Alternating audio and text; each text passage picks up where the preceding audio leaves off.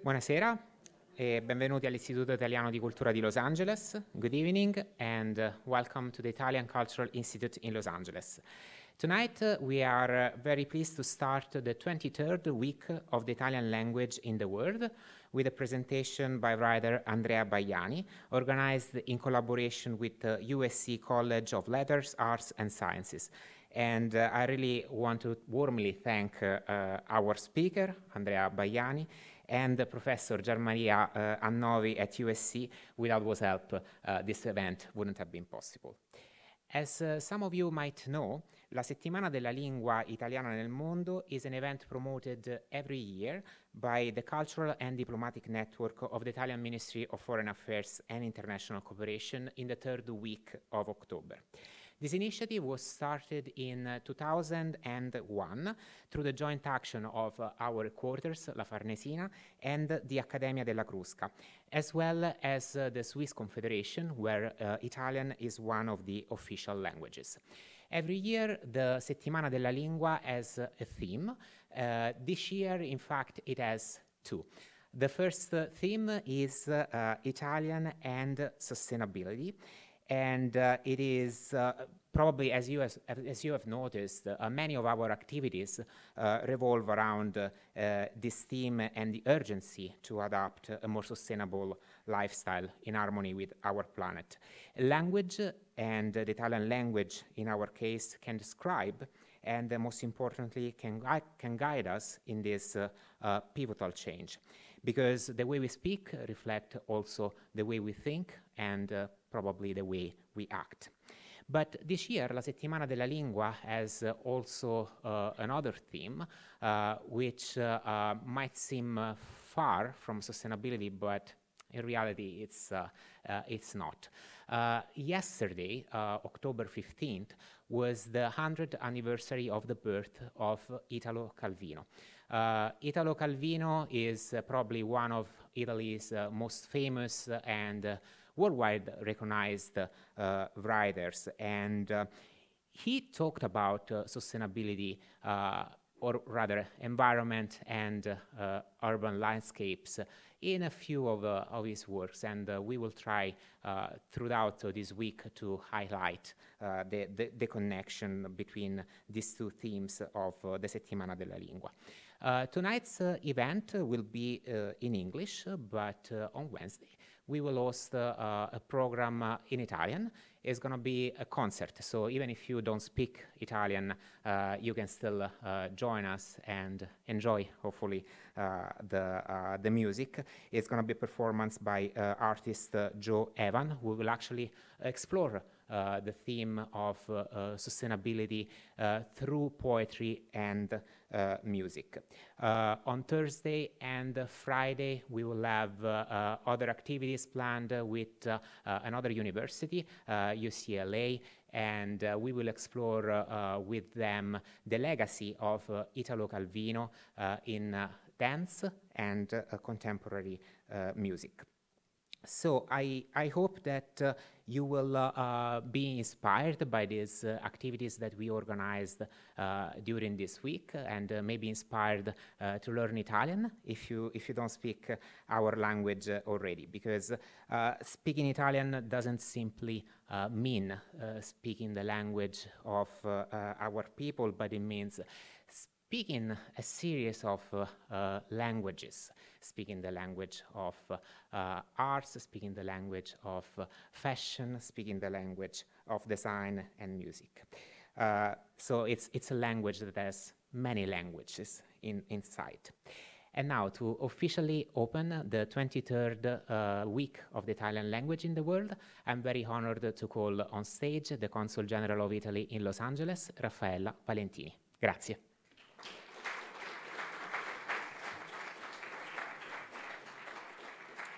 Buonasera a tutti e benvenuti a questa edizione della Settimana della Lingua Italiana nel Mondo.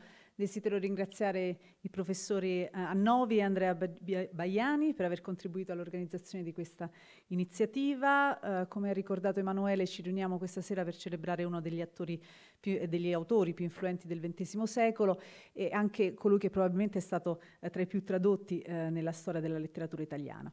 E a proposito di traduzioni, ho iniziato questo mio intervento in lingua italiana per omaggiare la nostra lingua che appunto in questa settimana celebreremo insieme, e tuttavia proseguirò in inglese in modo da consentire a tutta l'audience di seguirci.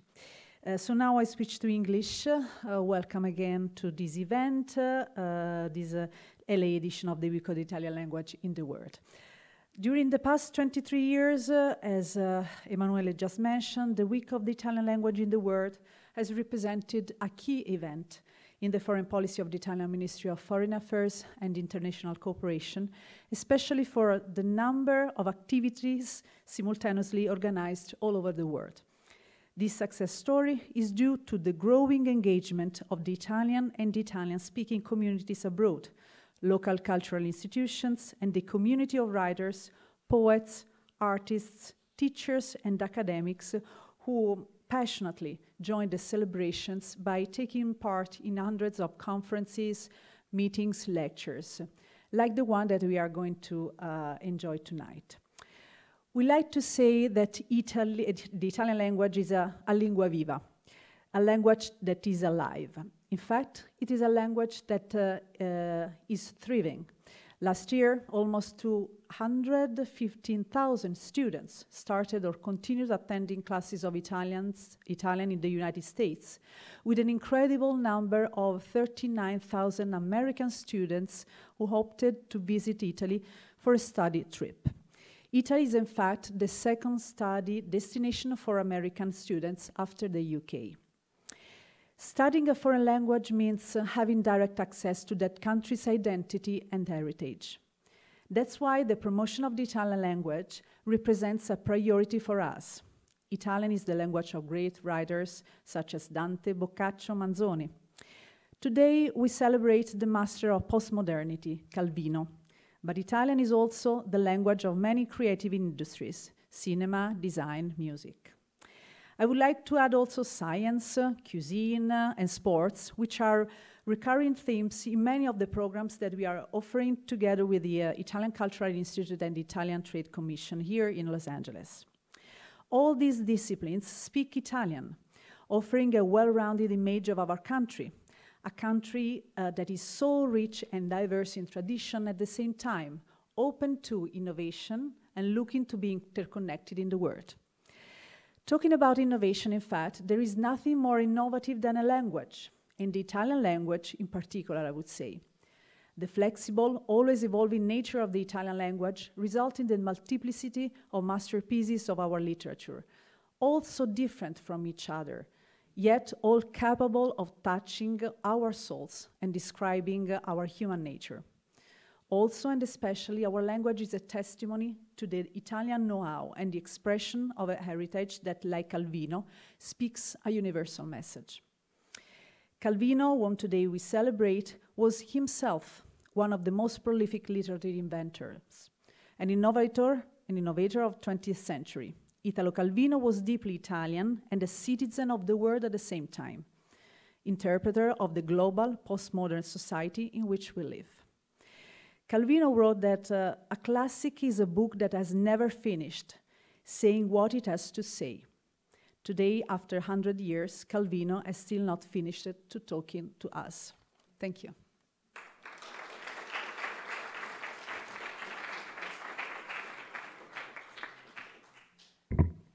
Thank you so much, Consul General. And now to introduce our speaker and writer for the evening, I would like to call to the podium Professor Gianmaria Annovi from USC. Thank you. Good evening. I also would like to thank the Italian Culture Institute for hosting this event, which is part of a lecture series entitled 6 Memos for the Present, and in particular the director for his generosity. As I just said,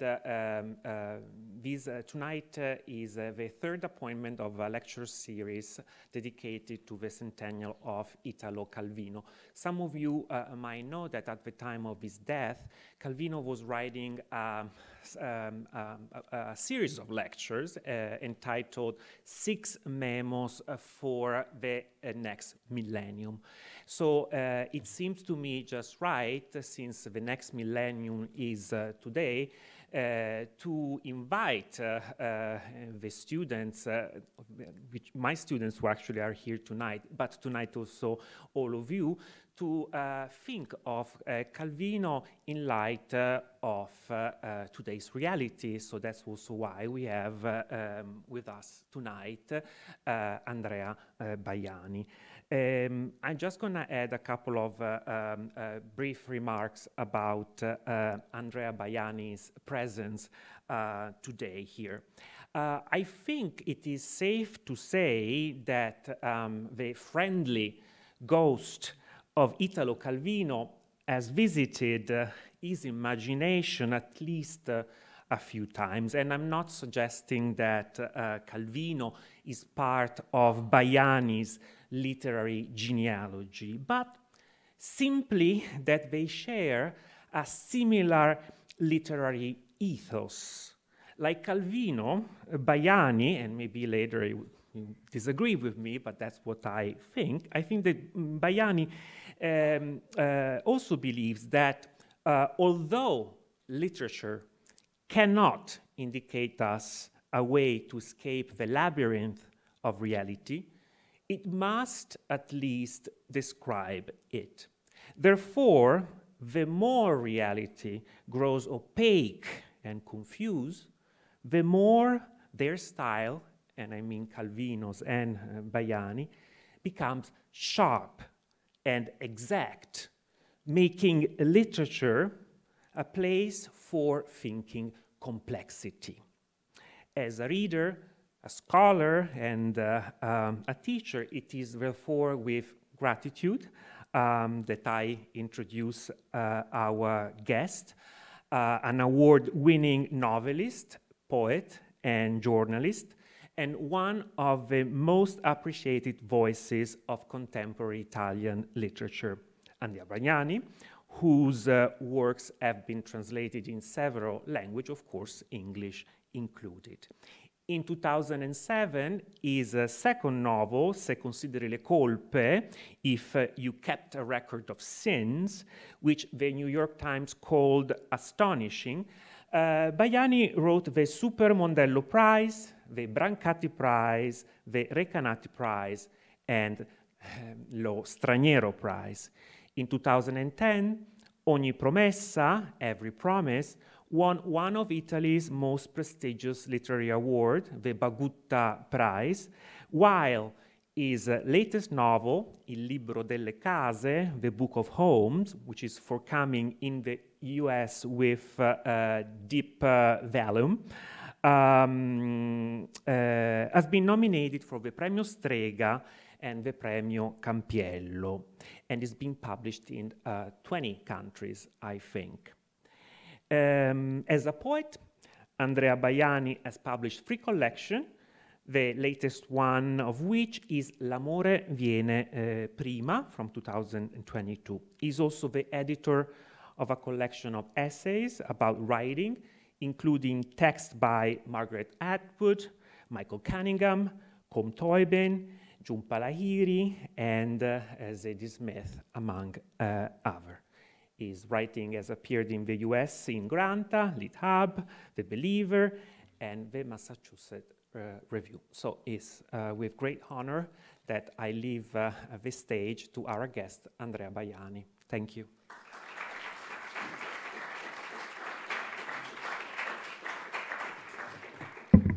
Okay. Oh. Does it work? Okay, can you hear me? Yes.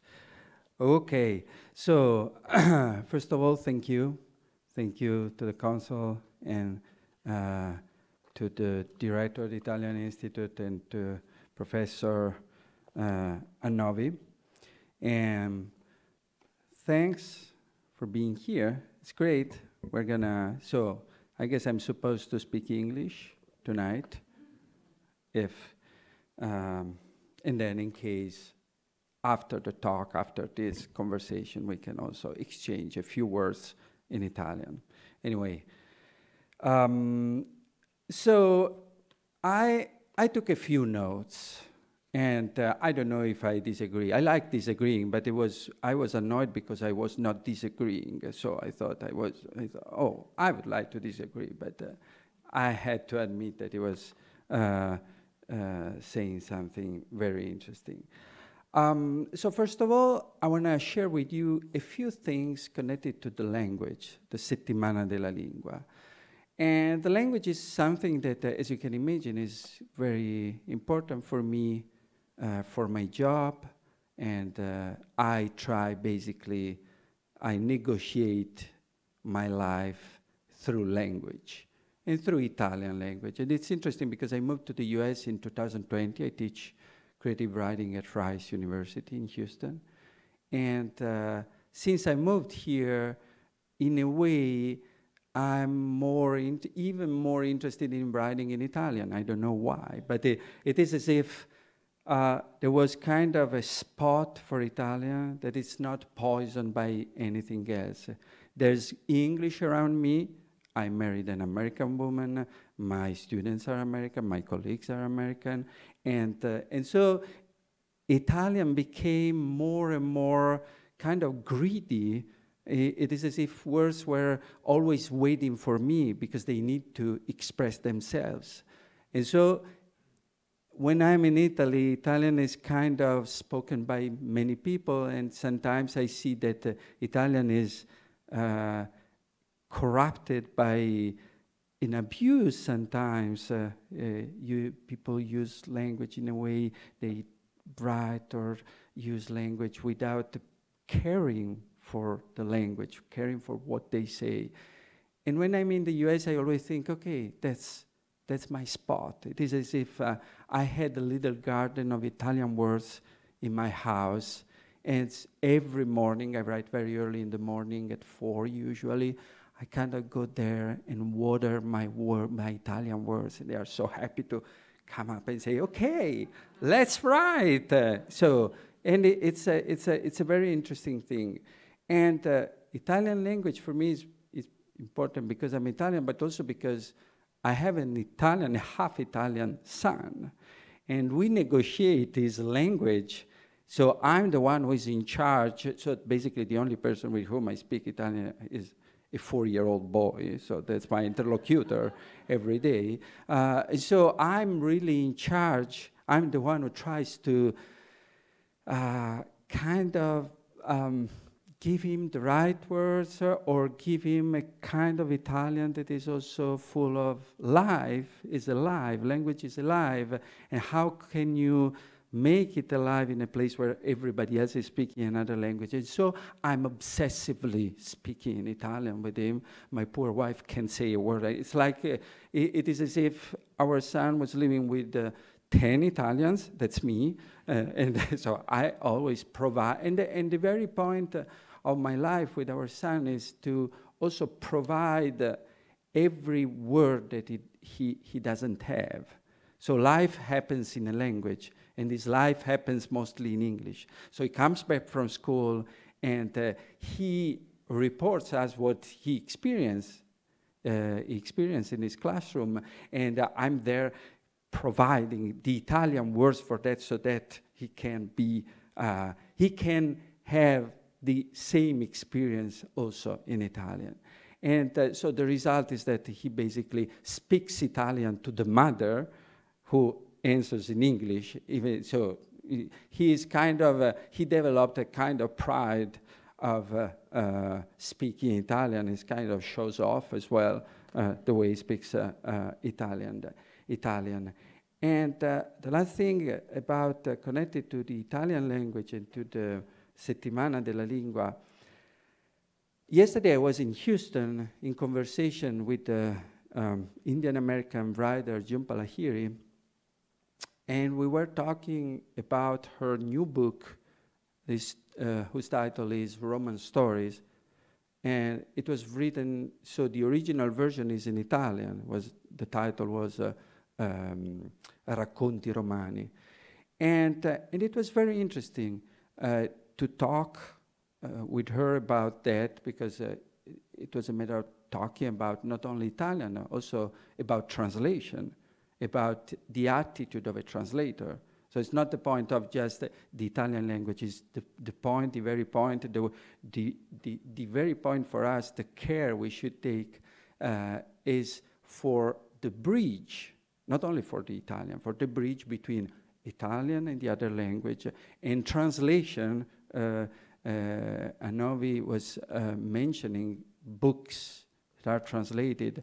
The translation is this very civilized and very civic act of bringing in another language words that may be, or stories that were conceived in another language. And we were talking about this book, and this book was about, I really recommend you to read it. It's a lot about translation, it's a lot about feeling foreigners and belonging and pain sometimes of not belonging.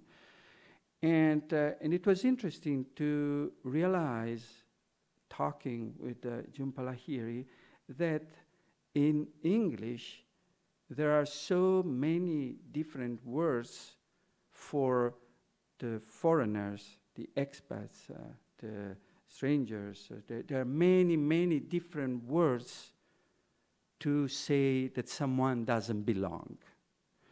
Whereas in Italian we have many words, but basically the only one that is often used is straniero. That is stranger or extrañito. I don't know how it's, and it's interesting because the word, the language, produces reality. So no matter if someone is a tourist or there's a kind of an instinct of saying stranieri, sono stranieri, without saying actually nothing necessarily bad.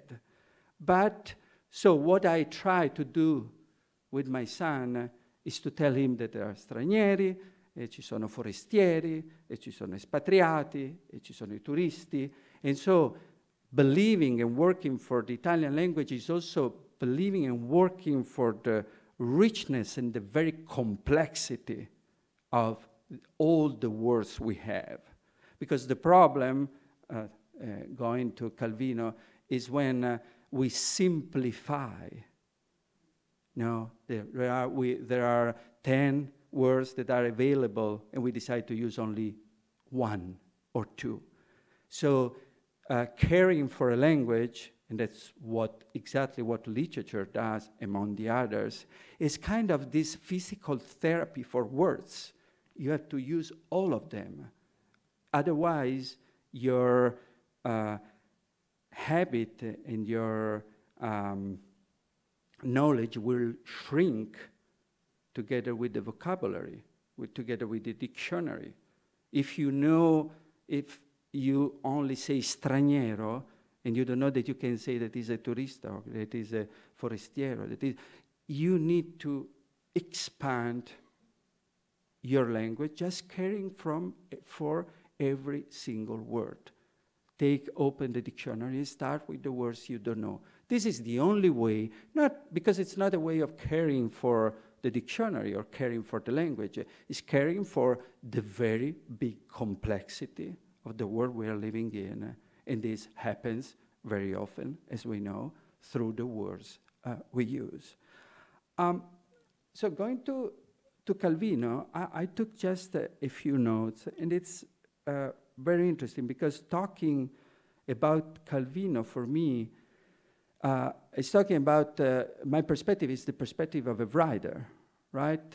I'm not a scholar. I'm not a literary scholar. I'm not a literary critic. I'm a writer and I'm a reader, right? And it's interesting because what Gianmaria was saying about he will disagree, he might disagree, is that at the very beginning, I didn't like Calvino at all. When I was 20, more or less, I started going to the university. I studied literature in Torino. I'm from Rome, but then we moved to the north. And I really, I don't know if I hated him, because I would say that it's too much, but I felt very distant from Calvino. And I remember talking, because it was very à la mode, and at the same time was also the writer who was read in the public school, in the school. So we all had to read Il Sentiero dei Nidi di Ragno or the 𝐭𝐚𝐥𝐸 𝐂𝐚𝐥𝐸. And at university, I remember many friends, even writers and readers, and people who then would have become professors as well, who were very excited by Calvino. And I remember that for me was kind of shocking the fact that Calvino was a kind of a happy writer. And I remember realizing all of a sudden, or thinking, that Calvino was for people who had a happy childhood. That was my assumption. And that's why I felt kind of a sort of not an anger, but I was jealous, basically. So I didn't have a happy childhood. This was the narrative I had, at least. So who knows what I really experienced as a child. But and so I thought, okay, so people who so I started asking people, so how about your childhood? So they were saying, do you have you read 𝐭𝐴𝐴 𝐂𝐚𝐥𝐸 or Centennial? I said, first day. So how about tell me about your mother and your father. They said, what?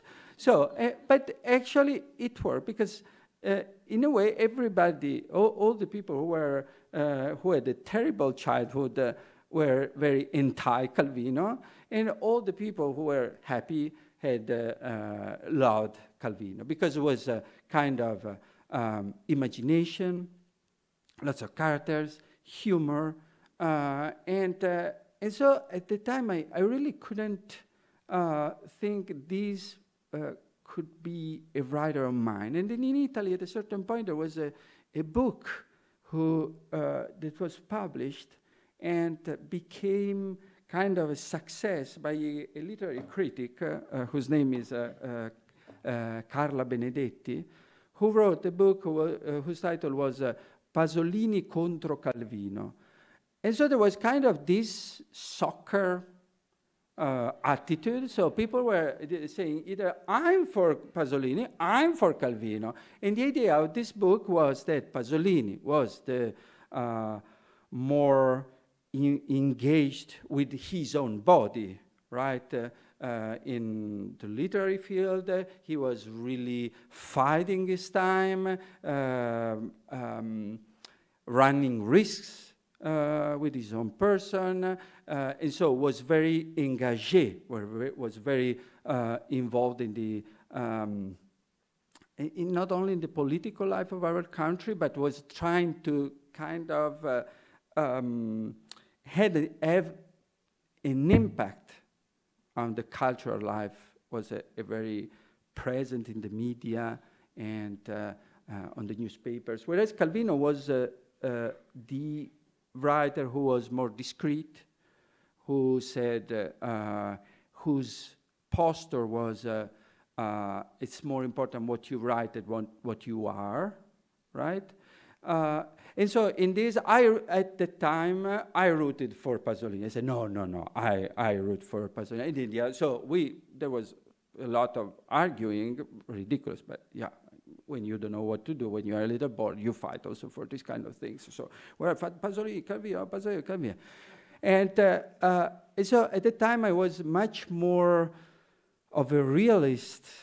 So I believed in reality. I believed in the kind of language Pasolini was using, and Calvino was not, in my opinion, in the opinion of people who thought like me, that Pasolini was more working on the dialect, was a kind of, was a poet as well, was a filmmaker, whereas Calvino was this exact and precise and very clear and neat writer. And I couldn't feel any pain. So when I was 20, I was basically looking for pain. No, I was looking for pain to kind of mirror my own pain. And then I realized then in the last few years, when I still thought I was thinking the same, meaning that I rooted for Pasolini, many people wrote on the newspapers, in the critics, when as soon as I published the book, 𝐈𝒊𝒙 𝐂𝐚𝐥𝐸, specifically my last novel, and everybody was mentioning Calvino. I said, oh my God, why? I root for Pasolini. Why are you?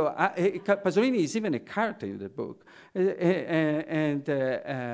And really many critics were saying, oh, of course, Bajani, he likes Calvino. Bajani is, of course, because of the language, because of the use of the space, because of the... And so I thought, okay, maybe one thing I should do is to read Calvino. Because at that time, of course I read it, but you know when you are ideologically, it's kind of narrowing your vision. And so, a few months ago, Radio Rai, the national radio, the cultural national radio, called me and asked me, you know, there's the anniversary, the 100th anniversary of his death and of his birth, and do you want to write for us kind of a piece? We want to celebrate with you. And I thought, oh my God, why me? I was for Pasolini. So, and I said, okay, I'm gonna read it in the deepest and most sincere and most honest with the, and so I spent actually the last 6 months reading only Calvino. I'm completely obsessed now, kind of neurotically Calvinian. And when I was reading Calvino, Gianmaria reached out to me and said, oh, you know, we are talking about Calvino. Do you want to come? I said, oh my God, yes, everybody's obsessed with me and Calvino. And I said yes, and it's another way for me to thank him because so I started reading most of the things I never read because I read a few books, and the books that you were supposed to read when you were a teenager in Italy. There was il Sentiero dei Nidi di Ragno, or the Cosmi Comiche, il Castello dei Destini Incrociati, and this idea, that was another ideological idea, that Calvino was just someone who liked to play, kind of using literature and stories like a comedian, or with humor, with this sense of, and it was not true. So I was reacting ideologically to an ideology. So someone transformed, I don't know why, reading a few things of Calvino with this brand. Calvino is just a comic writer. And I reacted without reading Calvino, saying, no, I don't like it because he's a comic writer. So I was doing exactly the same thing. And so before coming here, I thought, but so what does it mean after reading Calvino? What does it mean that I become as a writer, and all the writers, in the perspective of who writes, to become kind of heirs of Calvino? What does it mean to the inheritance of a writer like this, right? Because one can be, there are two different postures you can have when an author dies. You can be an archivist, or you can be someone that is an heir, right? And what's the real difference? The real difference is that the archivist usually takes the things and in a storage and is interested in what happened and in the maintenance of the past, right? And this is an incredible job. It is important, very important. But what does it mean to be Italo Calvino? What does it mean when I read on a literary critic, oh, of course, this is after Calvino, no? Like as if there was something. And I was thinking, of course, we are all heirs of other writers, and every writer is the son, the grandson, or the nephew of some other writers. But in which sense, right? And so I started thinking after Gianmaria invited me here, and I started thinking, so why am I going to Calvino without even knowing? What's the thing that is really interesting for me? And so I started thinking, okay, but so what kind of writer was Calvino? Calvino at the beginning was a realist in a way. He wrote a novel after having fought as a partisan in World War II. It was called Sentiero dei Nidi di Ragno. Then became kind of a very fantastic writer, a writer full of fantasy, of imagination, and wrote this, The Baron in the Tree, Il Barone Rampante. That's the story of this Cosimo who just climbs a tree and doesn't want to go down and just wants to shelter there on a tree and on a branch. And then there are many other stories. And so I realized that, so in a way, even when he was very postmodern, very playing with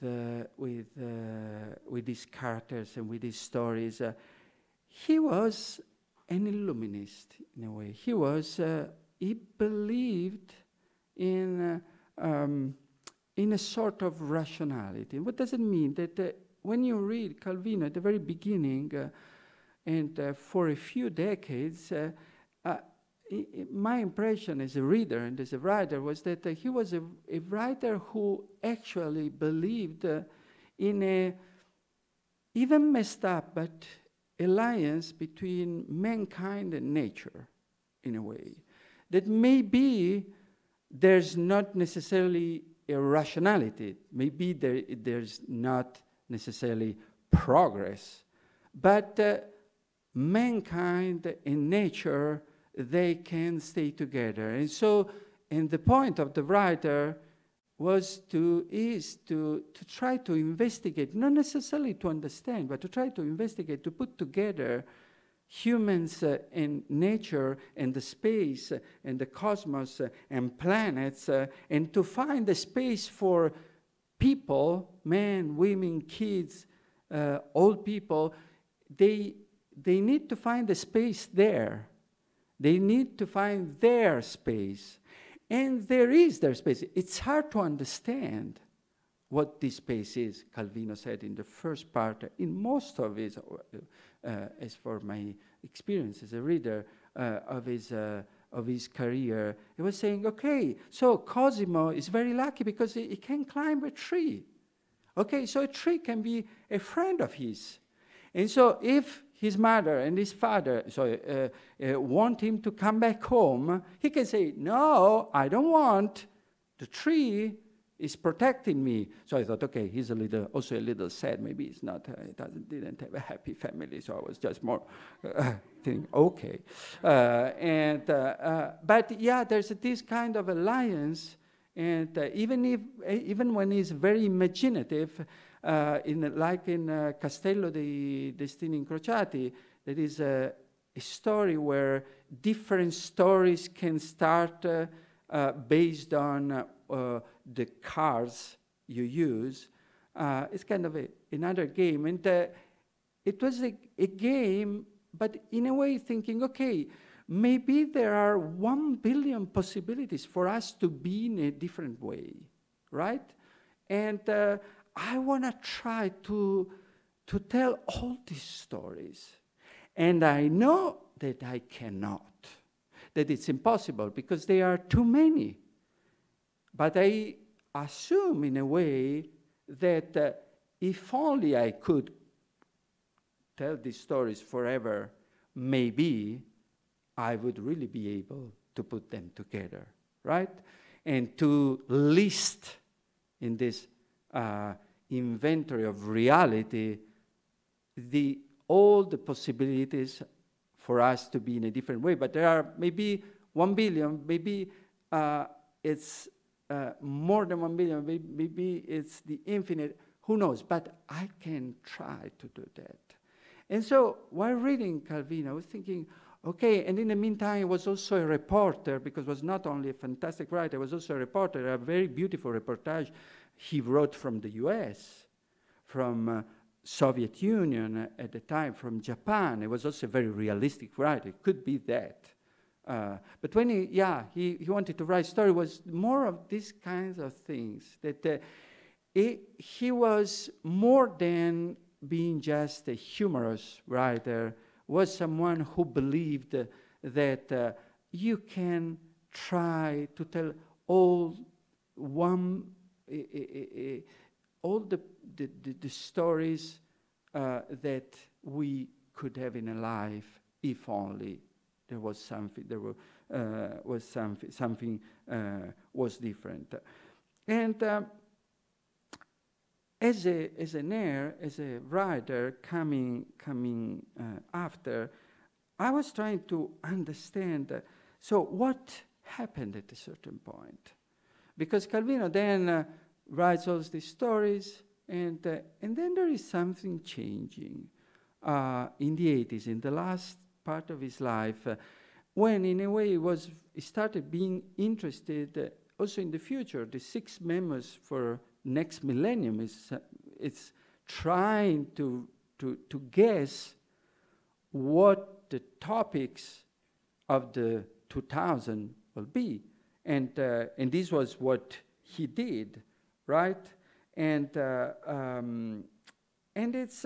so these lectures were lightness, quickness, exactitude, visibility, multiplicity, and then there was consistency, what was just penciled and was never written. He thought, I'm going to write it in the US, consistency. And he never wrote because he died while basically taking notes, because these are lectures, but also notes. And so in the last part of his life, Calvino started changing, and this is something that as an heir, I'm very interested in, the kind of writers who are not just assuming that they will write always the same book. It's not the truth, but they will consider literature always in the same way. I always liked, as a writer, that's what I do, writers who question, who every time they start writing a novel, their first question is, what does it mean? How can I write? What's a novel? All the writers, I love the writers. I try to be this kind of writer who are always losing control, who are trying to control, but without really knowing what they are going to discover. I like writers who run risks. I like writers who are scared before writing, because they don't know what they are going to find out. I like writers who conceive writing as a process of knowledge, of understanding, of getting lost. And so my problem was that Calvino, when I was 20, was just this writer that was the impression I had, that who was just very self-confident and knew what the word was and what literature meant. But it was not true. It was not true that he was this kind of writer. That's why reading a lot in the last 6 months of Calvino. And I ended up reading what the book that I think is, for me, is the book that I like the most, that is Palomar, is Mr. Palomar. And these are descriptions. These are stories in which the main character is called Mr. Palomar. It's Palomar in Italiano, and there's Mr. Palomar in the translation. And he said that he wanted this name because he wanted a name that could be pronounced and understood by everybody. And Palomar is just someone, a guy who is Calvino, you can see Calvino, who basically tries to make an inventory of the world and tries to really observe and tries to really not understand, but at least acknowledge in a very precise and exact way what's happening in nature. He observes 2 turtles or giraffes, the way giraffes run. That is a very strange experiment of the body, the length of their legs and neck, and he observes nature and hears and listens to the birds talking to each other. And it's kind of this person is always sitting, and he says he's working because he's a writer, so he's working just doing nothing, just like this, thinking, observing, and taking notes. And it's very interesting in looking at the stars and trying to figure out how big and complex is the world we are living in. That, in a way, was exactly what he was doing before, right? With the complexity and with the possibilities of stories. But in this case, there is something that is completely different. And it's just that Mr. Palomar is frustrated, right? He's not playing anymore. It's not, and it's something that really is happening, and it's not only happening in Calvino's career, in his books, but it's kind of feeling what is happening in the world we are living in. And it's the end of Illuminism, in a way, realizing that complexity is too complex, and it's not that if you stay there and write forever, you can list all the possibilities. You cannot. And it's this last phase of Calvino's writing is very, very interesting. It goes together with the lecture about exactitude. That is very paradoxical because it's a lecture in which he wants to describe and to stress the idea that the most important thing is to be exact. And so he even mentions Leopardi, our most famous poet, who said that he rooted for vagueness instead of exactitude, Calvino says. And then he quotes Leopardi and reads very carefully Leopardi and says, no. Even Leopardi was rooted for exactitude because Leopardi, describes vagueness in a very, very exact way. So he said, I'm using Leopardi to try to say, okay, that I'm not right, but Leopardi is saying exactitude is just the thing. But it's very interesting because in this lecture, Calvino is, I guess, is the most confused lecture ever among the others. And this is very interesting because he's doing exactly what he thinks Leopardi is doing, contradicting himself, right? Writing a lecture about exactitude that is very confused. And this, I guess, is his power. This is why he was a brilliant writer. Because in the last years of his life, he became the writer he was. It's just that I didn't know when I wrote it for Pasolini. I was just not reading him. That he was the kind of writer who changed the idea of his writing and got to the end and accepted contradiction as one thing, as in a way, the spine of contemporary life and even the spine of literature. And so going to the end, and I'm just going to finish with a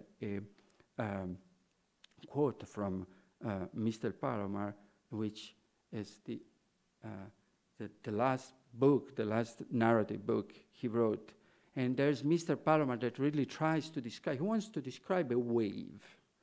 So he's there in front of the sea and just wants to describe a wave. And then says, oh my God, it's so hard to describe a wave because there's a wave and then there's another wave. And then there are 5 waves. And so how can you isolate one wave from the other? It's hard to do that. And he thinks, okay, I'm the exactitude writer. So I'm gonna succeed. I'm gonna win. I'm gonna be exact because you can really describe what the world is also in its complexity. It's just a matter of isolating, just taking one piece at a time, and then you can do that, right? That was the idea, in a way, he had, or he assumed he had before. And then, so he's there, he tries to describe, and is completely exhausted. And I guess this is the Calvino that I, as a writer, I'm happy to be the heir, or one of the heirs that we as writers, we should consider, okay, that's what we need to do, that's what we can get from this giant of our literature. Because at the end, after trying exactitude in all his ways, Calvino says, Mr. Palomar goes off along the beach, tense and nervous as he came, and even more unsure about everything. That's literature for me. Thanks so much.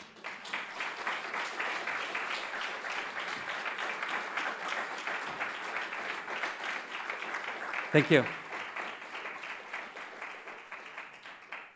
Thank you so much for your very interesting lecture. You kind of came out as a Calvinian tonight. It's an event, you know, like the first time you were saying that actually you are a Calvinian. So right now we have time, I think, for a few questions from the audience. If there are no questions, of course, you know, I have some, but there is a microphone. And so you can just raise your hand and... you can ask questions in Italian, in English, in French. In French, maybe. Let's not advertise the competition. German. You know, that's not... I can't see anything, so I guess that's... So, who's the first? Here you go. Hello. Hello. I was wondering, since the subtitle of the talk is the 6 memos, which one, and since you've read them recently, which one spoke to you the most after Exactitude? Why? It's interesting. I guess multiplicity, how can you pronounce? Multiplicity? Multiplicity, good. Yeah, I guess so. And I guess because for me, you know, when there are things that we can relate to sometimes just because we are reading them in a moment or another. There are writers who disappear completely and then all of a sudden they come back because they are rhyming with the time they are republished, maybe, and they are discovered because they help us understand something better of the time we are living in. And multiplicity and exactitude was kind of the homework he gave to me. It's not that I chose exactitude, but he explained, Maria explained very well why. And no, I think that actually multiplicity is one of the lectures I'm interested the most because it goes towards this idea of hypercomplexity in the way, in a more contemporary way, thinking goes towards fucked upness to me, in the direction of something that is so messed up that you cannot control. And in multiplicity, Calvino gets closer and closer to the moment we are living in, with the concept of multiplicity, to the concept of different layers of reality and the impossibility of putting them together. That is, I mean, only one before him, even not being our contemporary, could get to the point that was Kafka. But it happened at the beginning of the 20th century. But yeah, multiplicity is the one for me. And in a way, it's also interesting because multiplicity is also the lecture in which somehow Calvino gets closer to Pasolini, because the example he takes from Italian literature is Carlo Emilio Gadda, who of course represents a writer from a stylistic point of view, which is the opposite of Calvino, but there was a seminal author for the issue of language, of Italian language, and the stratification, the layering of Italian language for Pasolini. Yeah. So in a way, like they merge there. Sorry if I... Some other questions?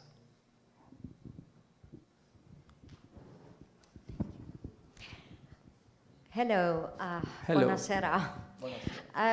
Talking about Paolo Pasolini, I would like to know your vision at that age, on your 20s, about Paolo Pasolini.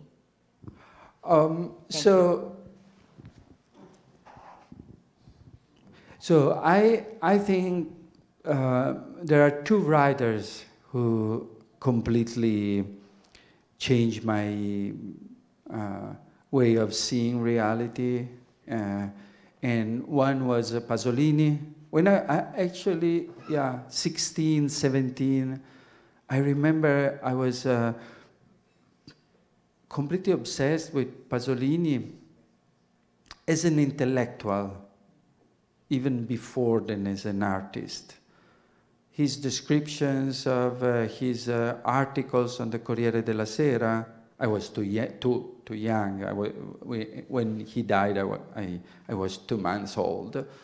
But as a 17-year-old boy in the province, in the north of Italy, reading his reportages, articles so brave against Democrazia Cristiana, or describing how Italy was changing and not being afraid of anything. This was very important to me. It was a lesson of, it was what I then got to think as the main tool of literature, the idea of fighting every stereotype. And Pasolini was this kind of writer for me. When I was 17 and there was, I could find this author, and together with the other one was Milan Kundera. When I was 17, I received or 18 as a present Life Elsewhere, La Vita Altrove. And it was another writer who was putting together three things I never saw together before, that were the angels, politics, and sex, Kundera. And so I was very interested. I was greedy. I was very hungry. I wanted to understand better. And these writers, Pasolini, most of all, was this warrior for knowledge and for honesty. And that was what I was looking for at the time. And then I read his poetry, and I was very struck by the style, by the use of rhymes, like terzina dantesca. So I was very, at the time, I was trying to understand the world I was living in and trying to be a poet. And Pasolini was the perfect one. And he was also a restless person, writing reportage, writing novels, writing poems, directing movies, theater, was doing so many different things. And when you are 17, you would like you would like to express yourself in 1 billion different ways. And so Pasolini was this kind of person, whereas Calvino at the time was, someone who I could just read and enjoy if I wanted to enjoy. But at the time, I didn't want to enjoy. And still, I think that the real main door into literature for me was Pasolini. It's not that today I think there are some things of Pasolini I like and some things that I don't like as Calvino. But still, I have to say that if I hadn't met Pasolini, his writings, I would be a different writer. My awareness of social context, of contradiction of society, and they come from Pasolini, and I'm grateful for that. There's a question right here, 2 questions, but also I saw a hand right there. Good evening, buonasera a tutti. So I just discovered Calvino tonight, so thanks to your speech. And I understand it's very important in the Italian culture, literature, and I would like to learn more. So I will not ask my question in French, don't worry. I was just joking. But which book or novel or poems would you recommend me to read as first book? Because I never read anything from him to discover. What would be your recommendation and why? Yeah, probably Barone Rampante, the Baron on the Tree, and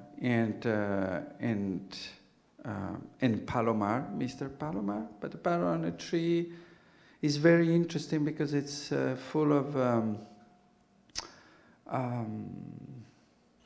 it's set in the 18th century in a garden of a house. There's this tree, and he was the last 18th century novelist, Calvino, and his attitude was basically a philosophical attitude. And it's something that I discovered late in my life, also about myself, this interest. That probably when I was 17, 18, I was not interested in the philosophical approach. But yeah, I would say the barrow in the tree, and then and also 𝐈𝐭𝐚𝐥𝐸. I don't know if it's translated, 𝐈𝐭𝐚𝐥𝐸. Yeah. Everything is translated. There's Yeah, a series dedicated Yeah, to Calvino. but the barrow in the tree is, on the tree is, yeah, a good start. There was a question right here in the second row. Well, we need the mic anyway because they cannot really hear from the back. Okay. I said that I don't know whether I have a question or just a comment. Knowing a little bit about Latin American literature,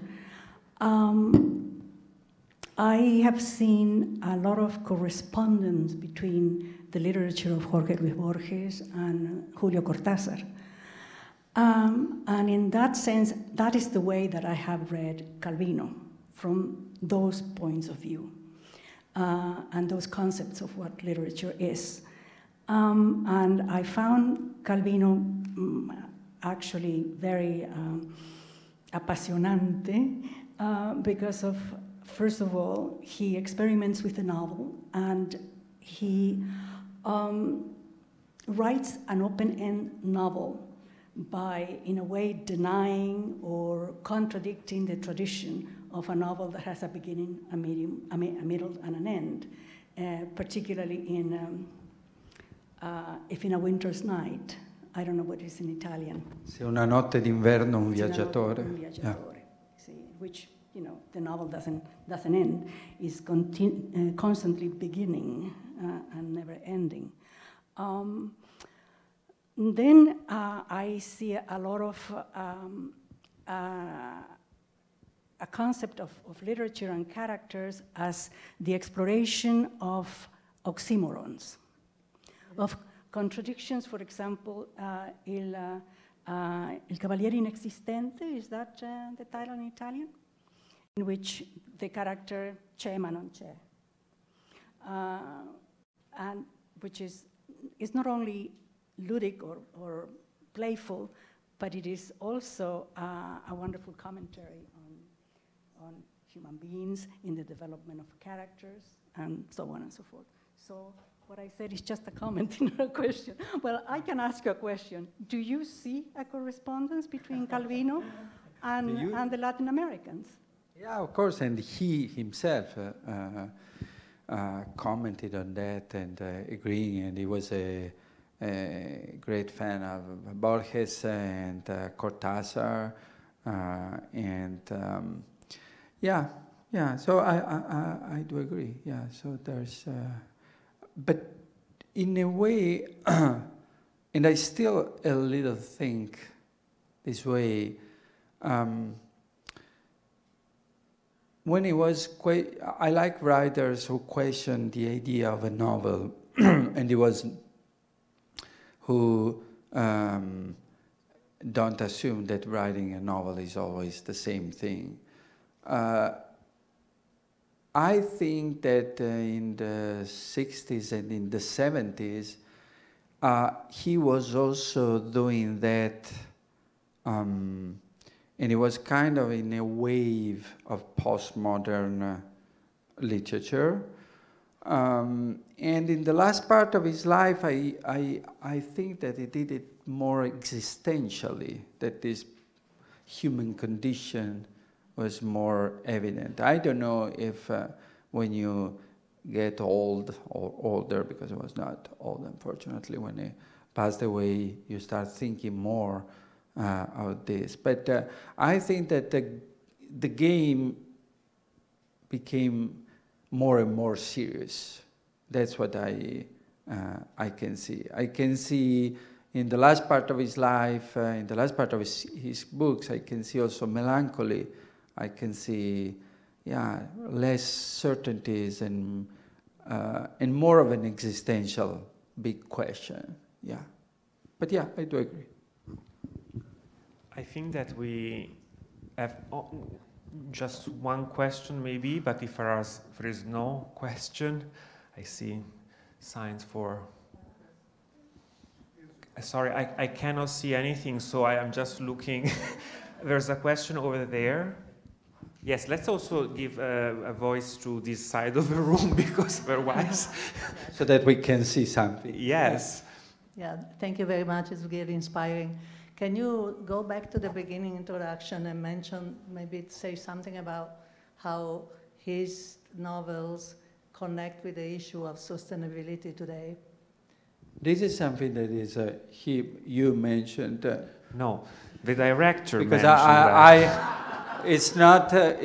I mean, I can talk, but it's. I would say something very shallow. So it's not a topic I can expand on. Yeah, I never thought of the connection between Calvino and sustainability. So not even in his talking to the people of the next millennium. There is no awareness about environment or things like that. I don't know. Meaning, I never thought of it, so I should study before answering with a microphone. So, with the authority of a microphone, you need to be sure of what you say. For sure, and that's very interesting, that was one of the writers who were the most aware of not only our species. Palomar, for instance, is a book that is so completely full of animals. And most of the stories, or at least I would say 60% of the stories, they have animals. And so he gets to this point where basically the approach is, as a species, we should just shut up and let nature and animals talk. And this is very wise, acknowledging that we are just a very little part, a very small part, and play a very aggressive role in talking more than the others and thinking we are the strongest species. On the contrary, he thinks that there's a story, a very nice story with these birds talking to each other, and he tried to whistle to understand, to see if he can speak the same language as they do, and then he started talking with his wife in a way that he think maybe we are kind of birds, if we say just little words. And so this is something that for me is, was very striking, to be not so much human-centered. And this is something that happens in basically all his books from the very beginning. There's in many of the other books of the 60s and the 70s, yeah, the cosmic comic that I mentioned, there's the idea of the cosmos, of the universe, and so the idea that man is just small, just plays a little portion. In this, I don't know if this is sustainability, I don't know, but for sure, it's acknowledging that we play a little part and that we should just shut up. That is the thing that I'm about to do now.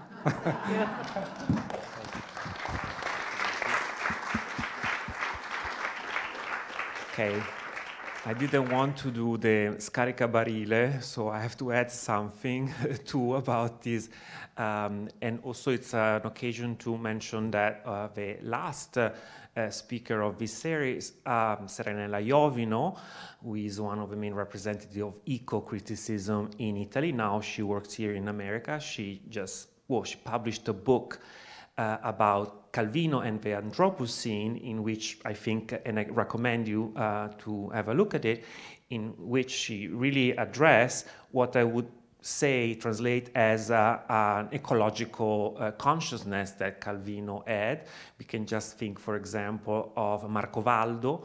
Marcovaldo seems very light, but in fact is talking about the relationship between the urban landscape of the new industrialized Italy and nature. The idea of smog, at the time smog was the word that was really the buzzword in Italy. There's a very, very famous short a novella, La nuvola di smog, in which Calvino really addressed. So he was one of the first writers that considered the issue of environment and in a way this how sustainable is, you know, like the industrialization and for us. So what you said before, that, you know, at the beginning in your lecture, that nature and the cohabitation of nature and man, I think that's somewhat also responding to the question. So I think that right now, though, our time is over. I thank you. I thank our guest Andrea Bajani very much. Thank you so much. Thank you. And thank you to all of you for participating tonight. Right now, there's a reception in the courtyard, so you are all cordially invited to stay and maybe even chat with our guests. Thank you so much. Have a good night.